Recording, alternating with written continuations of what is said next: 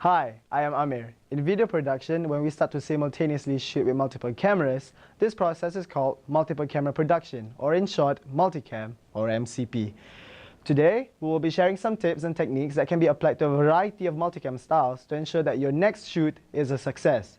In this segment, we will be exploring the process to prepare for multiple camera production.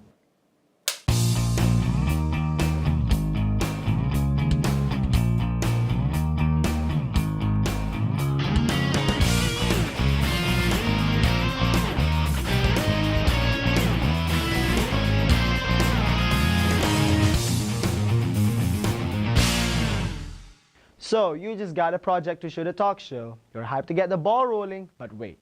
The first step in any video production is the pre-production. You need a plan first before barging in with your guns blazing. Cameras recording. The first thing you need to do is go check out the location of the shoot. A recce to the location will give you ideas on how to set up your multicam gears. Check for the plug points, audio, and lighting condition, and the space you're going to have to place your cameras against the subjects.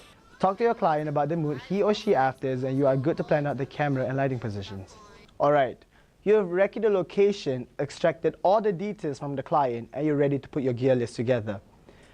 Using the right gear is the core of a good shoot and a great final product. Choosing gear for multicam production is largely dependent on the particulars of the event itself, as well as the location. Now, let's start with the cameras.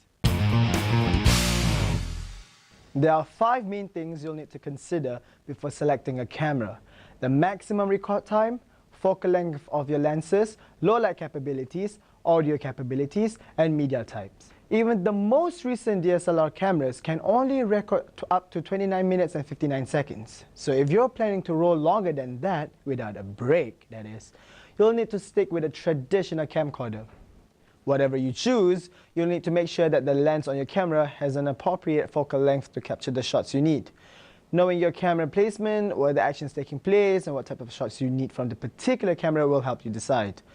If your event will have dim lighting, as many weddings and performances do, the camera and lens you choose need to be well suited for low light shooting.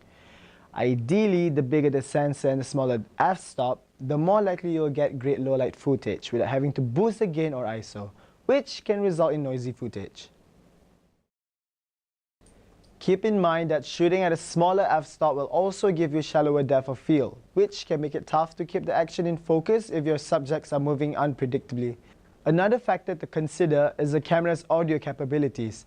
DSLR cameras aren't known for pristine audio inputs, while camcorders with XLR inputs can certainly get the job done, with easy access to critical audio controls.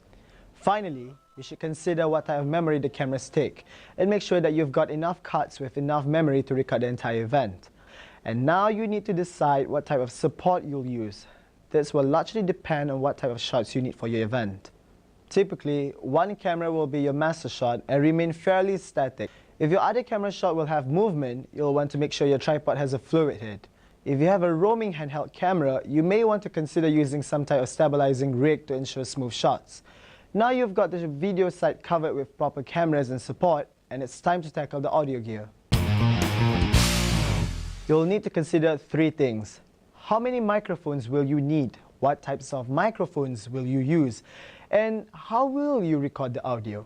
Wireless mics are ideal because your cameras or audio recorder are likely to be considerable distance from where your mic is placed. You'll need to make sure you can get all those signals recorded. If you have a sufficient number of audio inputs on your cameras or switcher, you can record directly. Otherwise, you may need to get a portable audio recorder with enough inputs to handle all your mics. Another way to record audio signals is using a single boom mic and pointing it towards the host and guest, which is perfect to capture audio for a talk show. And you can connect the boom mic audio directly to your master camera or to your portable audio recorder. Now we've come to the lights. If you're planning to supplement the existing lights, you'll need to acquire the proper lights and stands. This could be anything from large kino lights, tungsten lights, or LED lights. You should also try to use lighting that matches the color temperature of the existing light to avoid white balance issues.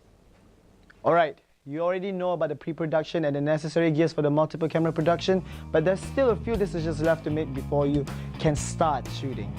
In our next segment, we talk about choosing a multi-cam workflow and setting up your gear at the event. From framing shots to matching cameras is the final hurdle before you hit record and capture the magic.